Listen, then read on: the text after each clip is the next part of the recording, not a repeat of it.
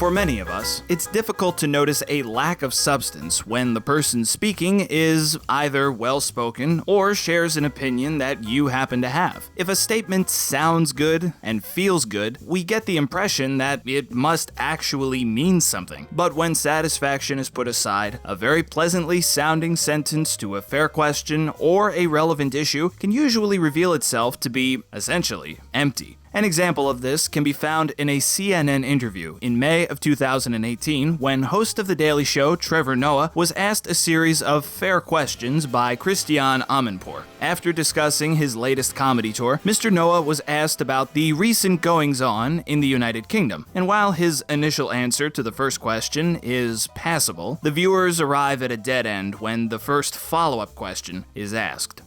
You haven't been here, I think, for about 2 years, and you said a lot has happened in this country, and I guess around the world in those 2 years. Right. What? Well, I mean, in many ways, for me, the UK has always been close to my heart, partly because of the history with South Africa, partly because this was my first international audience that I had after South Africa, and partly because I just kept up with what's been going on. You know, Brexit was in many ways the precursor to Trump. It was a movement that started, and now we've learned how closely tied it was because of Cambridge Analytica and the likes. So you really are dealing with a place that in many ways inspired a movement that you're seeing all over the world. So I keep tabs on what Britain is going through, what the people are experiencing, what's happening in the UK, how Theresa May is doing as Prime Minister. And what's your verdict? What grade? The interviewer is asking Mr. Noah for his opinion of the United Kingdom's Prime Minister immediately after claiming that he is keeping tabs on how the Prime Minister is doing. It's a fair question, and it's an opportunity for Mr. Noah to say something of substance if he decides to support his opinion. I wouldn't give her a grade because I don't live here. Unfortunately, he doesn't even express his opinion, which is odd coming from the host of a program that covers political news, but that's neither here nor there, because everybody is allowed to judge leaders in countries they do not live in. The British, of all people, seem to share that sentiment. I wouldn't give her a grade because I don't live here. I work off what people... What do you get? What feeds into your comedy? Since Noah would not provide his own opinion, the question this time has to do with opinions that he has encountered of people who do live in the UK. Another fair question and another opportunity to say something of substance. It depends on what mode of transport you're in the UK. That's what I find. So if you're in a private car, you might get a different reaction to when you're on the tube. So it all depends on who you ask and what mode of transport you're in, and it'll give you a different grade for what Theresa May is doing.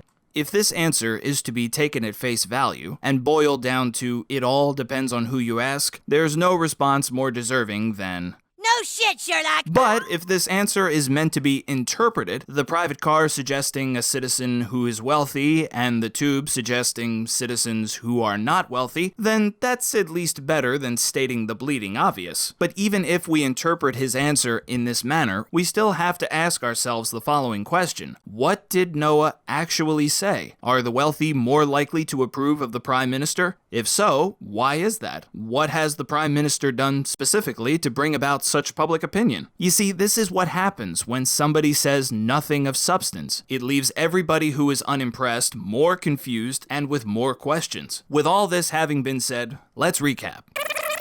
I keep tabs on what Britain is going through, what the people are experiencing, what's happening in the UK, how Theresa May is doing as Prime Minister, And what's your verdict? What grade? I wouldn't give her a grade because I don't live here. I work off what people... What do you get? What feeds into your comedy? It depends on what mode of transport you're in the UK. That's what I find. So if you're in a private car, you might get a different reaction to when you're on the tube. So it all depends on who you ask and what mode of transport you're in, and it'll give you a different grade for what Theresa May is doing. It might not be the case that Trevor Noah didn't know how to answer these questions in a substantive way. It could be the case that Noah didn't want to answer these questions in a substantive way. It doesn't really matter either way. The only important takeaway is that watching this interview is just a waste of time because Mr. Noah had nothing of substance to say. Now, Mr. Noah did manage to present these substanceless answers in a very pleasant way. But he didn't say anything! You're arriving right in the middle of this wind rush crisis. Yes. So many African Caribbeans who were invited to Britain to rebuild this country Right. when there weren't enough people after the war, Right. and are suddenly finding themselves persona non grata. I wonder how you take that. In response to this specific political scandal regarding British immigration policy, Mr. Noah presents a very vague analysis of human psychology in general. You know, when you see this story, you come to realize that, unfortunately, this fairy tale that maybe we've told ourselves at times about how people have changed is not as true as we'd like it to believe. People are nicer when things are going well for them, but maybe that covers their true feelings and emotions. And so we have to ask ourselves, if people always feel economically downtrodden and then become racist, are they ever not being racist? Or is it just tied to economics? Or does being poor make you racist? Now, if that were true, then many people of color should be racist around the world, and that doesn't seem to be cause and effect. So I think, if anything, it shows you that, like, you know, there are a lot of issues that we don't deal with when things are going well. The proper way to identify what Mr. Noah just said would be to refer to it as theoretical. The notion that people haven't changed, in terms of racism that is, the notion that people are generally racist and not inherently nice, but only appear to be nice when things are going well for them, and the connection between racism and economics, all of which are fascinating topics of conversation, but none of which were supported with any substance. And without any substance to support these theories, that's all they are, theories. Without substance, Mr. Noah might as well have entertained the possibility of time travel, because even if you agree with his hypothesis, He didn't say anything! You didn't spare President Obama the satirical side of your tongue. Right. How different is it wailing on him compared to wailing on Donald Trump? Oh, well, I mean, to try and compare the two would be not just false equivalency, but absolute madness. You know, anyone who tries to compare them has to admit that they're being crazy. I'm not, I'm just saying, You know? how No, different I'm not is it saying you, as I'm a saying- comedian?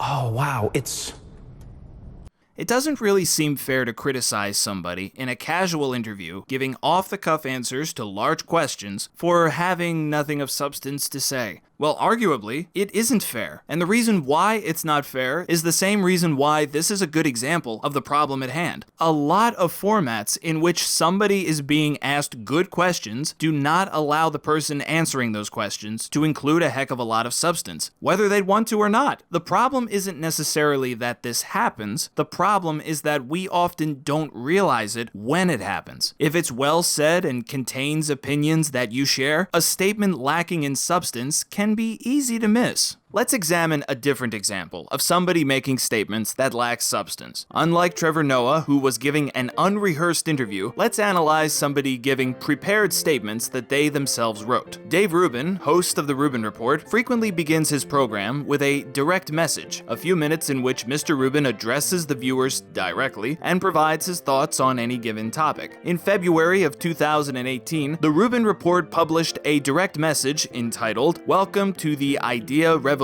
In the description beneath the video is something of a preview of this particular direct message. Everything is up in the air right now, from our political institutions, to our educational institutions, to our media institutions. If the dial of ideas was turned on low for the last few years, it is quickly moving into the hot position. Just as we asked regarding Mr. Noah's statements, we must ask again, what did Mr. Rubin actually say here?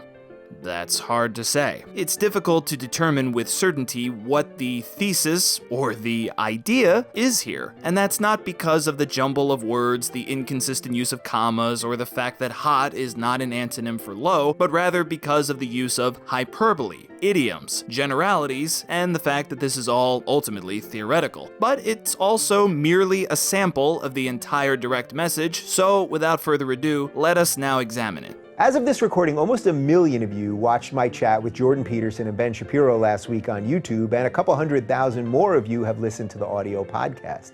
While the mainstream media continues to spoon-feed the masses soundbite clickbait, we're here doing some real proof of concept work to prove that you guys are a lot smarter than they think. While mainstream media focuses on Trump's Diet Coke habit, we're here talking about the Marxist roots of postmodernism and the secular and religious arguments over where rights come from. This was fairly straightforward. It's a criticism of the mainstream media, or at least that's what it's intended to be. The charge of broadcasting soundbite clickbait is something that older mainstream media outlets have been guilty of. But then again, newer alternative media outlets haven't been any less guilty of that. So it's not the most impressive criticism of the mainstream media, and with the exception of whatever reporting has been done on President Trump drinking Diet Coke, there's no substance to support this criticism anyway. After the Peterson-Shapiro livestream, Jordan got in a well-deserved nap and then spoke to a sold-out crowd of 2,000 people at the Orpheum Theater here in LA. The room felt lit with intellect and curiosity. 2,000 strangers coming together to hear a middle-aged psychology professor talk about how fixing yourself is the only way to fix the world. This simply wouldn't have happened even 2 years ago because so many of you who dare think differently were silenced by false cries of racism and bigotry.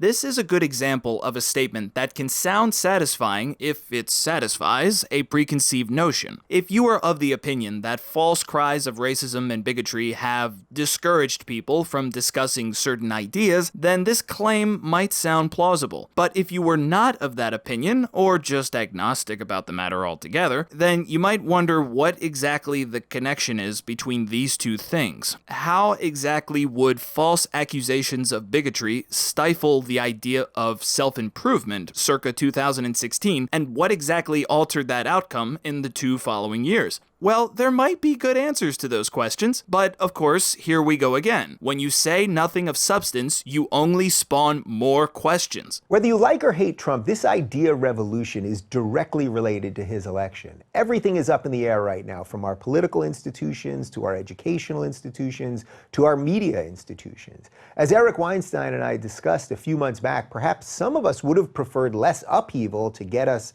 to address the problems with these institutions, but perhaps that more selective, tactful upheaval actually never happens. If the dial of ideas was turned to low for the last few years, it's quickly moving into the hot position. The dial is moving because the conversations we're having here are finally starting to leak out into the rest of the world. Just as before, Mr. Rubin is making another claim. Well, actually, multiple claims. One is that there is such a thing as an idea revolution currently taking place. Supposing it is, just for the sake of argument, the next claim is that Donald Trump's election is directly related to it. Another claim not supported or even explored. Then to the claim that the dial of ideas is moving into the hot position, which presumably just means that more ideas are being discussed by more people. That claim is unfalsifiable. And the last claim is that the ideas expressed by Rubin Report guests have only recently, quote, leaked out into the rest of the world, which at first glance appears to be factually debunkable if you were to cite an episode in which the Enlightenment was discussed, or an episode in which the teachings of Jesus Christ were discussed, or racism, or classical liberalism, or any other particular idea which found its way around the world long before the inception of the Rubin Report. But in actuality, this is not just a figure of speech, it's also, much like the previous claim, unfalsifiable.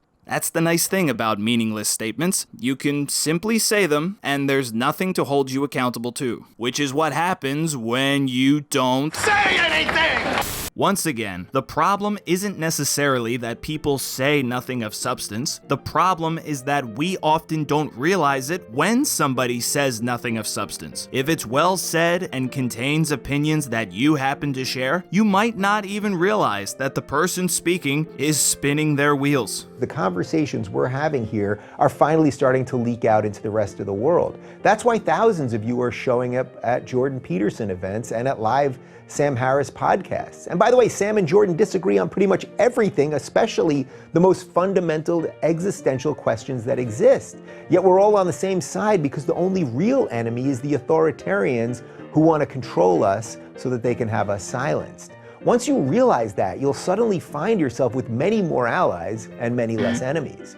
So it probably goes without saying that I'm feeling incredibly positive about the direction things are heading, and I hope that you are too.